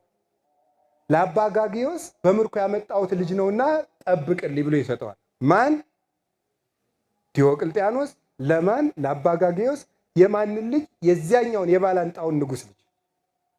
ይሄ ሰው አባ አጋጌዮስ ጋር ልጁ እንዳለ ሰው ይነግረዋል። ለዚያኛው ንጉስ ሲነግረው መልእክተኛ ይልቅና ወርቅ እሰጥሃለሁ ልጅን ስጠኝ ይላል። አባ አጋጌዮስ ወርቅ ይቀበልና ያ ልጅ መልሶ ወደ ሀገሩ ይሰደዋል። ዲዮቅልጥያኖስ መጥቶ ሲጠይቀው ያ ልጅ የት አለ? ሙቷል። ሞቶ የት አደረከው? ቀበርኩት። አምኖ ተቀመጠ። መልሰው ጦርነት ሲገጥሙ ያን ልጅ ማርኮ አመጣው። ማርኮ አመጣና ቤት አስቀምጦ አባ አጋጌዮስን ያ ልጅ እንዴት ሆነ ነበር ያልከኝ? ሙቶ ቀብሬዋለሁ። በል እስቲ በመጽሐፍ ቅዱስ ባል ማለ ገብተ ቀድሳ ቁርበና አባ አጋጌዮስ ቅዳሴ ገባ። ይሄ ዲዮቅልጥያኖስ ምን ብሎ ነበረ? ይሄ ሰውዬ ወርቅ ተቀብሎ ልጁን በውሸት ሙቶ ቀብሬዋለሁ ብሏልና ዛሬ ስጋው ደግሞ ይሰነጥቀዋል ብሎ ነው ያሰበው። ሲወጣ አልተሰነጠቀም። ከዚህ በኋላ የክርስቲያን አምራ ከዚያ ምንድን ነው ያደረገው? ወርቁን አስፈጨና አስደቅቆ አስበጥብጦ አጠጣው። በትኩሱ ሲያጠጣው ወርቁ ሰነጠቀው። አይ የክርስቶስም አምላክ ቢሆን ይሰነጥቀው ነበር፣ ወርቅ ግን ሰነጠቀ። ወርቅስ ማን ነው አለ? አምላክስ ማን ነው አለ? ወርቅ ነው አለ። ከዚያ በኋላ ክርስቲያኖችን እያረደ ቤተክርስቲያን እያቃጠለ ያን ያህል የ40 ዓመት መከራ ተቀበለች ቤተክርስቲያን። ሰዎች ከውሻ ጋር እየታገሉ ከውሻ ጋር እየበሉ ለተራቡ አንበሶች እየተጣሉ። ይሄን ሁሉ ችግር ያመጣው ምንድነው ሲባል ሰዎችን አይቶ መሰናከል፣ ክርስቶስን ማየት። በኋላ ግን ያንን አጋጌዮስን መልአክ ቀጣው። ስለዚህ ካህናት እናንተ ኃጢአት ሲሰራ የምታውቁት ካህን ሲቀድስ ልታዩት ትችላላችሁ። እግዚአብሔር ካልፈረደማ ብትሉ አይፈርድም። ለምን? እናንተ ለምንድን ነው ሌባ ሆናችሁ ዘማዊ ሆናችሁ ያልሰነጠቃችሁ? እናንተንም ይሰንጥቃችሁ። እናንተን ካልሰነጠቀ ያኛውንም አይሰነጥቅም። ይታገሳል እስከ ጊዜው ድረስ። ሰኞ ያልፈረደ እግዚአብሔር ግን ማክሰኞ አይፈርድም ማለት አይደለም። እንዲህ ያለ እንደ አጋጌዮስ ያለ ሌባ ሲገጥመን ምን ያለውን አስቡ ነው ያልኳችሁ። ምን ያለውን አስቡ ነው? የጸናውን ብር እየተቀበለ ሰው የሚሸጥ ጳጳስ ሊገጥመን ይችላል።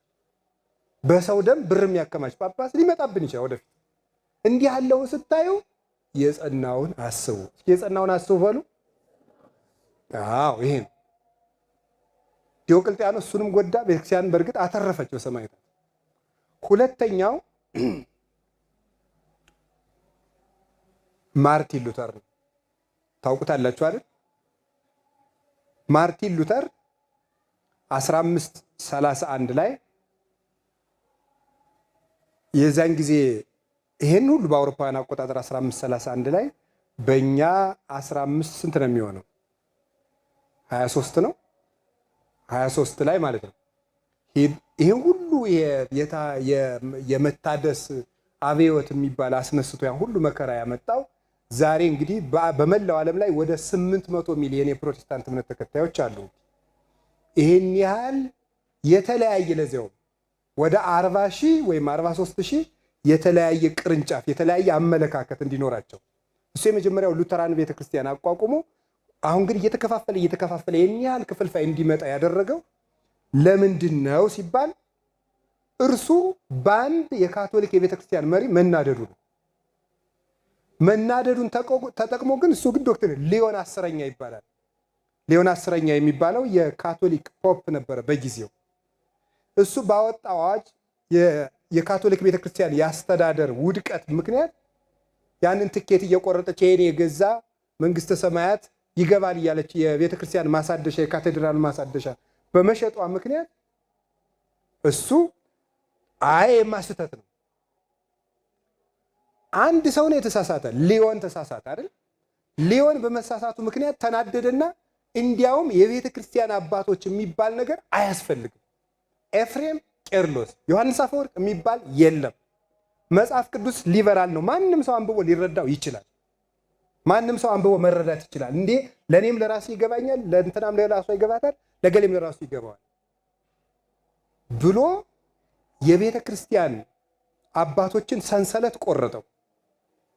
ያለ አባት የተገኘ ልጅ የለም። ቅዱስ ጳውሎስም ዕብራውያን 13 ቁጥር 7 ላይ ተዘከሩ ማኳንንቲክሙ ዘነገሩክሙ ቃል እግዚአብሔር፣ የእግዚአብሔርን ቃል የነገሯችሁን ዋኖቻችሁን አስቡ፣ እንዘ ትርእዩ ሰናየ ግዕዞሙ ተመሰልዎሙ፣ በጎ ስነ ምግባራችሁን እያያችሁ ምሰሏቸው ብሎናል። ስለዚህ የቤተ ክርስቲያን አባቶችን እንዳይታሰቡ ያደረገው አንድ ሰው በመጥራቱ ምክንያት ነው።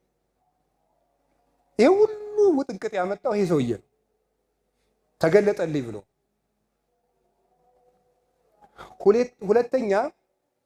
ሁለተኛ ጢሞቴዎስ ምዕራፍ 3 ላይ ቅዱስ ጳውሎስ ቤተክርስቲያንን ሲገልጣት ምን ብሎ ይገልጣታል ይመስላችኋል?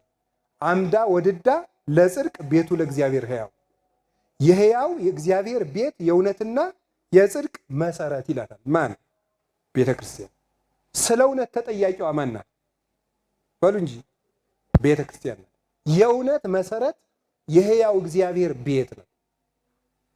ስለ መጽሐፍ ቅዱሳዊ አተረጓጎምና እውነት ተጠያቂዋና ባለቤቷ ማን ናት? በሉ እንጂ ቤተክርስቲያን ናት አለ። ማን ነው እንደዚህ ያለ? ቅዱስ ጳውሎስ። የእውነት ግድግዳ፣ የእውነት መሰረት፣ የሕያው እግዚአብሔር ቤት ናት አለ። እውነት በቤተክርስቲያን እጅ ነው ያለ። እውነት እንደ ቤተክርስቲያን ነው። መጽሐፍ ቅዱስ እንደ ቤተክርስቲያን ነው። ስለዚህ ሮም ውስጥ ያለች አንድ ቤተክርስቲያን በመሳሳቷ ቤተክርስቲያን የቤተክርስቲያኒቱን አውቶሪቲ የሚባለውን ቤተክርስቲያን መጽሐፍ ቅዱስን የመተርጎም የማተት የመቁጠር ቀኖና የመስጠት የመስፈር የመለካት ስልጣን ነበራት። ያን የሰጣት ማን ነው? ጌታ ነው የሰጣት። ለምን? አካሉ ስለሆነች። ኤፌሶን ምዕራፍ 1 ቁጥር 23 ላይ እንደነገረን ቤተክርስቲያን የክርስቶስ አካል ናት። ከአካል በላይ ለራስ ቅርብ የለም። ከቤተ ክርስቲያን ውጭ ለክርስቶስ ቅርብ ሊሆን የሚችል የለም። ስለዚህ እውነት እንደ ቤተ ክርስቲያን ነው፣ እንደ ግለሰብ አይደለችም፣ እንደ ጉባኤ ነው። እንደዚያች ቅድስት ጉባኤ ናት። እኔ ድማ ማኅበረነ ዘከመ ያለምዱ ካልአን፣ ሌሎች እንዳስለመዱ ጉባኤ መፍታትን አንውደድ፣ ማህበራችንን አንፍታ ብሏል ቅዱስ ጳውሎስ ዕብራውያን ምዕራፍ 10 ቁጥር 25 ላይ። ይሄ ሰውዬ ሁሉ ያመጣው በሊዮን ስህተት ነው፣ በአንድ ሰው ስህተት ነው። ይሄ ሰው አሁን ካቶሊክና ኦርቶዶክስ ትክክል የካቶሊክና የክርስቶስ የኦርቶዶክስ ልዩነት አይደለም እያወራው ያለሁት። እሺ ካቶሊክ እንዲህ ናት፣ ኦርቶዶክስ እንዲያ ናት አይደለም እያልኩ ያለሁት። እየተናገርኩ ያለሁት በአንድ ሰው እልክ የገባ ሰው ምን ያህል ቤተክርስቲያን ዋጋ እያስከፈላት እንደሆነ፣ ትውልድ ዋጋ እያስከፈለ እንደሆነ። ሉተር ተገልጦለት አይደለም፣ እልክ ይዞት ነው። አንደኛ በሊዮን ስለተቆጣ ነው። ሶስተኛ የስጋ ፍላጎትን መሸፈን ስላቃተው ነው። ማርጋሬት የምትባል መነኩሲት ወደደ። ስለዚህ በእሷ ፍቅር ሲፈታ መነኩሴ የሆነ እንዴት ሴት ትወዳለህ የሚለውን ሐሜት ማለፍ ሲያቅተው ክርስቶስ ነፃ አውጥቶኛል አለና ኃጢአትን ሊቃውንት አባቶቻችን እስመ ሰብእ ለእከዩ ሃይማኖት ያለብሳ፣ ሰው ክፋቱን ሃይማኖት ያለብሳታል ይላል። ክፋቱን ሃይማኖት ስለሚያለብሳት የግሉን አቅም ማጣት እንዲያውም ምንኩስና ኃጢአት ነው በሚል በመገለጥ ምክንያት አመጣው። የራሱን የኃጢአት መብት ዶክትሪን አድርጎ አመጣው። ወንበዴ ሄዶ ከመጽሐፍ ቅዱስ ነው የሚጠቀም። ጽድቁን በመጽሐፍ ቅዱስ ማመካኘት በጥቅስ ማስደገፍ የሚፈልግ ሰው በጣም ብዙ ነው። የዚህ ሁሉ ችግር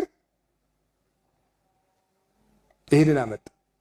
ቃል ኪዳኑን ማፍረሱ፣ ምንኩስናን ማፍረሱ፣ ከገባው ቃል ኪዳን መውጣቱ፣ ብዙ ሴት መነኮሳያትን ከዚህ የአውግስጢኖስ ገዳም ከሚባለው አፍልሶ ማውጣቱ እንደሚያስጠይቀው ስለሚያው ከዚያ የህሊና ጥያቄ ነፃ ለመውጣት ሲፈልግ እንዲያውም ማንኛውንም ኃጢአት ብሰራ ተጠያቂው ክርስቶስ ነው ማለት ጀመረ። ልንገራችሁ፣ ማንኛውንም ኃጢአት ብንሰራ ተጠያቂው ክርስቶስ አይደለም፣ ራሳችን። እስመ አንተ ተፈድዮ ለኩሉ በከመ ምግባሩ፣ አንተ ለሁሉ እንደ ስራው ትከፍለዋለህ ብሏል መዝሙር 64 ላይ። ራዕየ ዮሐንስ ምዕራፍ 22 ቁጥር 12 ላይም ነግሮናል። ለሁሉ እንደ ስራው ልከፍል እመጣለሁ። የማቴዎስ ወንጌል ምዕራፍ 25 ቁጥር 31 ላይ ወደ ቀኝም ዙሮ ወደ ግራም ዙሮ የሚጠይቀው ስራ ነው። እንደ ስራው ለሁሉ ይፈርዳል። እንዴ ሮሜ ላይ ቅዱስ ጳውሎስ ነግሮናል። አንተ ሰው የታምሩን ከመሳይሉ ለእግዚአብሔር ኪያከ ያግርሃ በንስሐ፣ የእግዚአብሔር ቸርነት አንተን ወደ ንስሐ እንዲመራ አታውቅምን? በእግዚአብሔር ቸርነት እያመካኘ ኃጢአት ልትሰራ ትወዳለህ ወይ? ንስሐ ባለመግባት መጠን ፍዳን ለራስህ ታከማቻለህ ብሎ ተናግሮ ለምንሰራው ኃጢአት ሁሉ የምንጠይቀው እኛ ነን። ለምንሰራው ኃጢአት ሁሉ ይቅርታ ሊሰጠን የሚችል ሊቀ ካህናት መሆኑ እውነት ነው። ክርስቶስ ደሙ ይቅርታ እንደሚሰጠን እስከ ዓለም ፍጻሜ እንደሚታረቀን እውነት ነው። ነገር ግን በዚያ መንገድ ባለመሄዳችን መጠን ግን ያ ደም ራሱ የሚፈርድ ነው።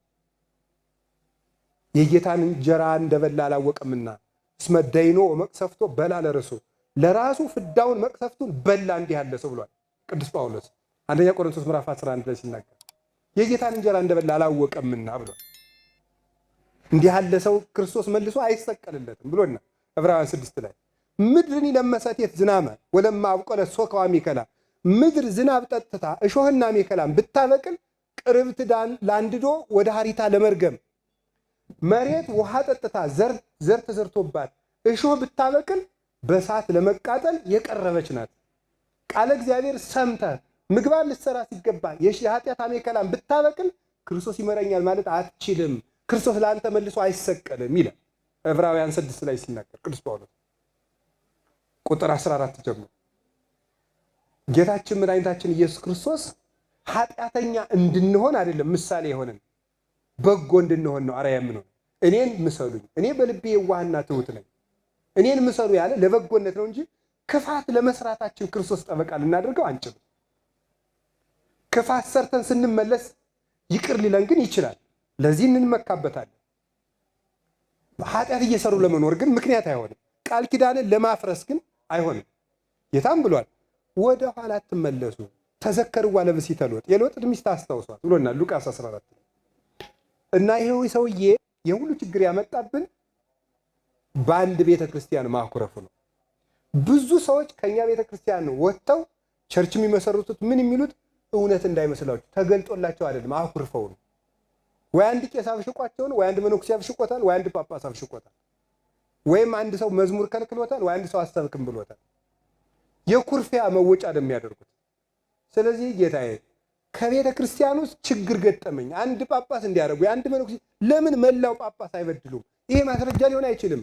የጸናውን ምን በሉ ነው የጸናውን ክርስቶስን እያየህሩት ፓትርያርኩ ሌባ ሆኑ ምን ሆኑ ማለት መልስ አይደለም። ክርስቶስን ማየት ይቻላል ነው። የኛ ፓትርያርክ ሌባ አይደለም። እሺ የእውነቴን በአባትነታቸው አናፍርባቸው፣ የሚያስመኩን አባት ናቸው እንጂ እንደው ከቃሉ ጋር ናቸው። እግዚአብሔር ከሁላችን ጋር ይሁን።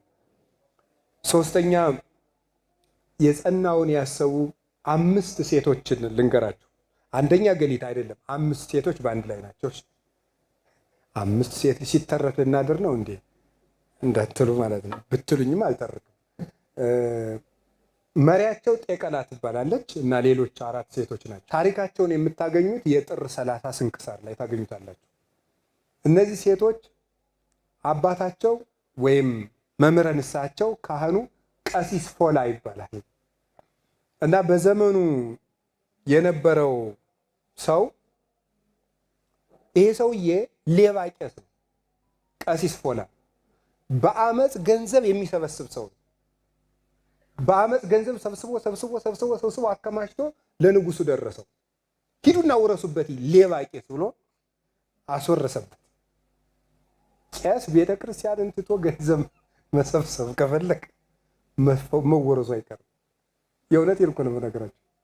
ቅዱስ ጴጥሮስ አንድ ቀን እርሙን እኮ አሳ ሊያጠምድዶ ባዶውን ነው ዙሮ ሲነጋ እና እንደው የኔታ ሊቀ ሊቃውንት ዕዝራ ምን ይላሉ መስላችሁ? እንደው ቅዱስ ጴጥሮስ ጌታ ሲመጣ ማልዳ ምንድነው ያለው ለጌታ? ስንለፋ አድረን አንድም አሳ ምን አላልንም አላገኘንምና ቄስ ሲነግድ ድሮም አያምርበትም ይላሉ። የኔታ ሲተረጉሙት ድሮም ቄስ ቢነግድ አያምርበትምና ጴጥሮስ ምን ብሎ መጣ? ባዶ መረቡን መጣ።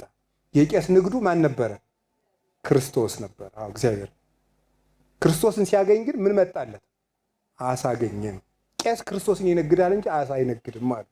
ገንዘብ ከሰበሰበ የክርስቲያን ሰው ገንዘብ ዓላማ ሆኖ ካገለገለ ይከስራል፣ ይወረሳል።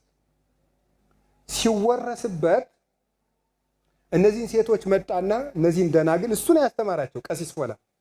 እነዚህን ደናግል ሴቶች መጣና የንጉሱ ቢትወደድ መጥቶ ሃይማኖታችሁን ካዱ አላቸው። እኛ አንክድም አሉ። ሄደና ቀሲስ ፎላን ገንዘብህን እንድመልስልህ ከፈለክ እነዚህን ሴቶች ሃይማኖታችሁን ካዱ ለጣዖት ስገዱ ብለህ ስበካቸዋል። ሄደና ሃይማኖታችሁን ካዱ አላቸው። ገንዘቡ እንዲመለስለት ለብር ብለው መልእክት ከሌላ ከነማን እንደሚቀበሉት አይታወቅም። የሚመጡ ቄሶች ዛሬም አሉን። እግዚአብሔር የተመሰገነ መተው ገንዘብ ውሻ በበላበት ምን ይላል የሚል የኢትዮጵያ ሰው ይጮሃል። የበልተው ተቀብለው በእውነቱ እንዲህ ነው እንዲያ ነው የሚሉ ቃሉን ላለማለት እንዲህ ነው እንዲያ ነው እያሉ እንደ ሜሞሪ እየተጫኑ የሚጮሁ እየመጡ የሚጮሁ ሞልተውናል። ዛሬ ከላይ እስከታች ነው ያሉት። ምን አላሉ አሉን ሰዎች ሞልተውናል። እንዲህ ያሉ ሰዎች አሉ። ምን አሉ እንዴ? ስታስተምረን የነበርክ እንዲህ አልክ እንዴ? በልቶ እኛስ ክርስቶስን እንከተላለን። መጨረሻ ላይ ሄደ። ታዘበው ንጉሱ። በል ክርስቶስን ካድና ደም ጠጣ፣ ለጣዖት የተሰዋውን በግ ጠጣ፣ ያደረ የበከተ ምግብ ብላለው። የጣዖቱን መስዋዕት በላ። መጨረሻ ላይ እነዚህን አስተምረህ ጥሩ ክርስቲያን ያደረካቸውን ሴቶች በሰይፍ ግደላቸውና ገንዘብን መልስልሃለሁ። ሊገላቸው ሰይፍ ይዞ ሄደ። አንተ ነፍሰ ገዳይ የክርስቶስን ስጋ ለኛ ባቆረርክበት እጅህ የክርስቶስን ደም ለኛ ባቆረርክበት እጅህ የኛን ደም ልታፈስ መጣህነ? ለአንተ ይብላኝ እንጂ እኛስ ክርስቶስን እንከተላለን ብለው አንገታቸውን ተቆርጠው ሰማዕት ሆኑ። አክሊል ተቀበሉበት። ተቀብለው ሲጨርሱ ምን ቢሆን ጥሩ ነው መሰላችሁ? ንጉሱ አንተ ለልጆች ያልሆንክ ለማንም አትሆንም ብሎ እሱንም ገደለ። ምን አጣ መሰላችሁ? ገንዘቡንም ሃይማኖቱንም ክብሩንም አጣ። እነዚያ ሴቶች ግን የጸናውን ማንን አሰቡ? ያስተማራቸው፣ የመከራቸው፣ ወንጌል የነገራቸው፣ ያቆረባቸው ቄስ ደማቸውን ሊያፈስ ሲመጣ ክርስቶስን አስበው አክሊል ተቀበሉ። የጸናውን አስቡ። በስብሐት ለእግዚአብሔር። ይቆያል።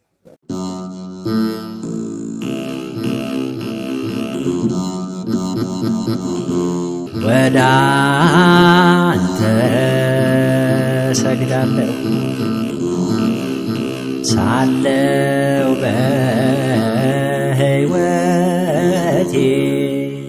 አድኖ ሚዲያ አንተ